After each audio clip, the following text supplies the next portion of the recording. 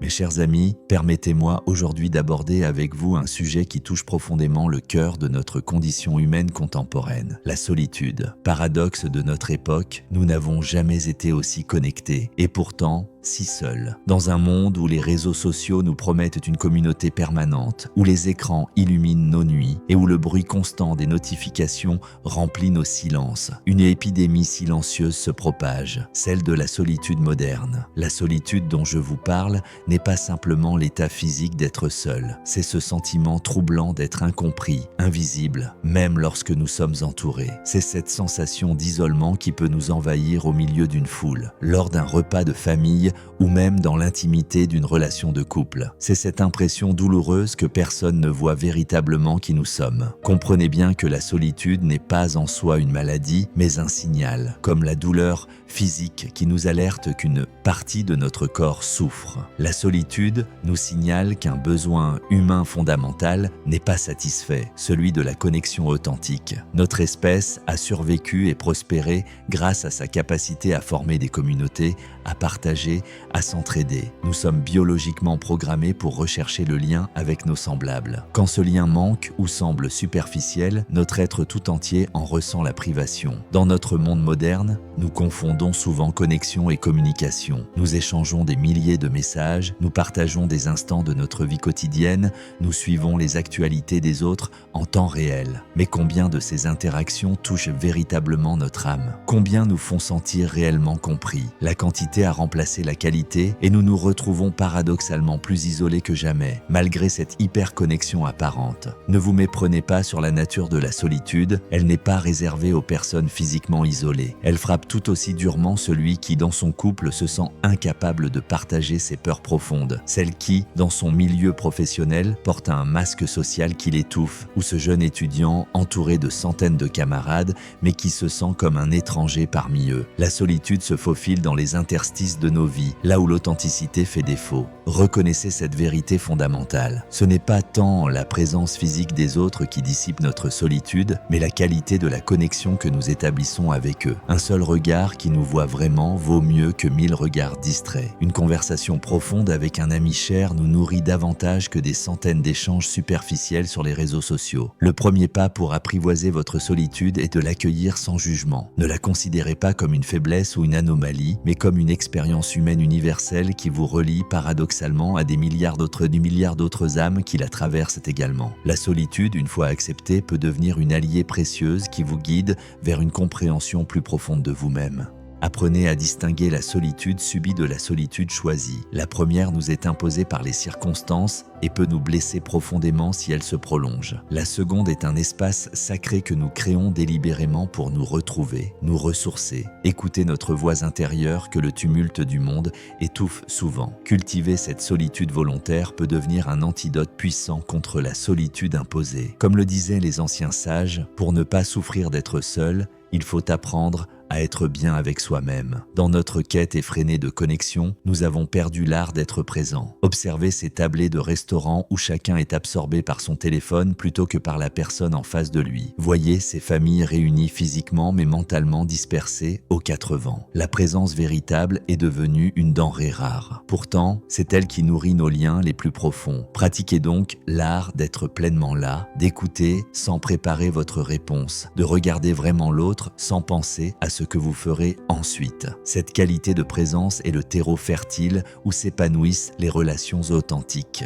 Ne confondez pas popularité et connexion véritable. Notre société valorise le nombre d'amis, de followers, de likes, mais ces chiffres sont souvent des illusions qui masquent un vide relationnel. Une personne entourée de milliers d'admirateurs peut souffrir d'une solitude plus écrasante que celui qui cultive quelques amitiés profondes. Ce n'est pas la quantité qui compte, mais la profondeur. Préférez toujours la relation qui vous permet de vous montrer vulnérable à celle qui vous oblige à maintenir une façade. La vulnérabilité, justement, est la porte d'entrée des connexions authentiques. Nous craignons souvent de nous montrer tels que nous sommes, avec nos doutes, nos faiblesses, nos zones d'ombre. Nous préférons projeter une image parfaite, lisse, contrôler. Mais c'est précisément cette perfection illusoire qui creuse le fossé entre nous et les autres. Osez vous montrer imparfait, osez partager vos luttes. C'est dans cette authentique humanité partagée que se tissent les liens les plus solides. Notre peur de la solitude nous pousse parfois à accepter des relations qui ne nous nourrissent pas,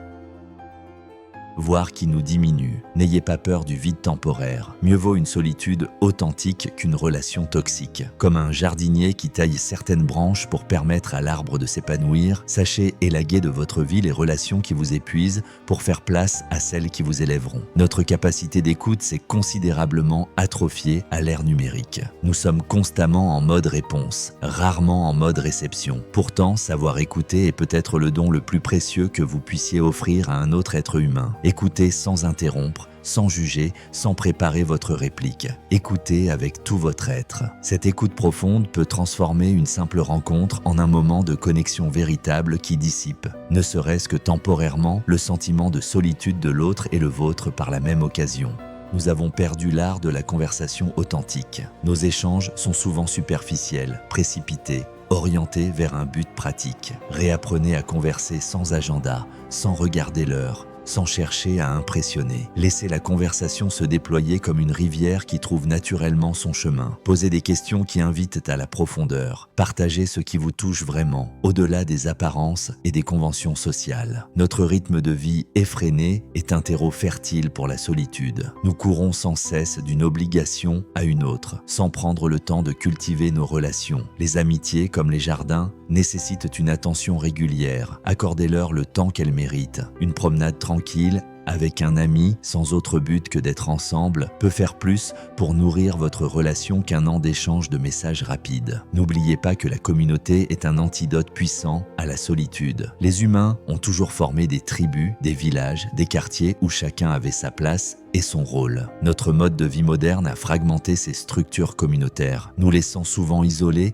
dans nos appartements anonymes. Cherchez activement à vous intégrer dans une communauté, qu'elle soit de quartier, d'intérêt spirituel ou culturel. Contribuez-y, engagez-vous. Le sentiment d'appartenance qui en découle est un puissant remède contre la solitude. Apprenez à reconnaître les signes de la solitude chronique. Quand elle s'installe durablement, elle peut affecter votre santé physique et mentale aussi sûrement qu'une maladie. Irritabilité accrue, troubles du sommeil, repli sur soi, pensées négatives récurrentes. Ces symptômes méritent votre attention. Ne les ignorez pas par fierté mal placée. La solitude n'est pas une faiblesse, mais une condition humaine qui, comme toute souffrance, mérite d'être adressée avec compassion. Dans nos moments de solitude intense, nous avons tendance à nous replier sur nous-mêmes comme une fleur qui se referme à la tombée de la nuit. Faites l'effort contraire. Tournez-vous vers l'extérieur. Offrez votre temps, votre écoute, votre présence à ceux qui peuvent en avoir besoin. Le service aux autres est une voie royale pour sortir de la prison de notre solitude. En donnant, nous recevons bien plus que nous ne l'imaginons. La nature est une alliée précieuse contre le sentiment d'isolement. En sa présence, nous nous sentons partie intégrante d'un tout qui nous dépasse, relié au rythme des saisons, à la danse des éléments. Passer du temps en forêt, au bord de l'océan ou simplement dans un parc urbain. Cette connexion au monde naturel nourrit en nous un sentiment d'appartenance qui transcende nos relations humaines. Notre rapport au numérique mérite d'être questionné. Ces outils qui promettaient de nous rapprocher ont souvent creusé notre sentiment d'isolement. Osez des périodes de déconnexion. Redécouvrez le plaisir des rencontres sans écran interposé. Limitez consciemment le temps passé à faire défiler les vies apparemment parfaites des autres sur les réseaux sociaux. Cette comparaison constante est un poison pour notre bien-être et notre sentiment d'appartenance. Rappelez-vous que la qualité de vos relations avec les autres est indissociable de la qualité de votre relation avec vous-même. Prenez soin de cette relation intérieure. Écoutez-vous avec la même attention que vous accorderiez à un ami cher. Traitez-vous avec la même compassion. Plus vous serez en paix avec vous-même, moins la solitude vous semblera menaçante. Face à la solitude, certains se réfugient dans des distractions constantes, travail excessif, consommation compulsive, écrans omniprésents. Ces échappatoires peuvent temporairement engourdir la douleur, mais ils ne guérissent pas la blessure sous-jacente. Ayez le courage de faire face à votre solitude, de l'explorer comme un territoire inconnu mais riche d'enseignements. C'est souvent dans ces moments de confrontation authentique avec notre solitude que nous faisons nos découvertes les plus précieuses sur nous-mêmes. Enfin, N'oubliez jamais que malgré la singularité de votre expérience, vous n'êtes pas seul dans votre solitude. Des millions d'êtres humains à travers le monde ressentent ce même vide, cette même soif de connexion authentique. Cette universalité de l'expérience humaine est peut-être le fil invisible qui nous relie tous par-delà nos différences apparentes. La solitude est une compagne de route inévitable dans notre voyage humain. Plutôt que de la fuir à tout prix, apprenez à l'accueillir avec sagesse, à l'explorer avec curiosité, à la transformer en opportunité de croissance. Car c'est souvent dans ces moments où nous nous sentons le plus seuls que nous sommes appelés à découvrir notre force intérieure la plus profonde et notre appartenance fondamentale à la grande famille humaine. Souvenez-vous, mes amis, même dans vos moments de plus grande solitude, vous faites partie d'un tout qui vous dépasse. Votre expérience, aussi douloureuse soit-elle parfois, vous connecte à l'humanité entière qui, depuis l'aube des temps, cherche comme vous à tisser des liens significatifs. Dans cette quête partagée réside peut-être notre plus profonde connexion.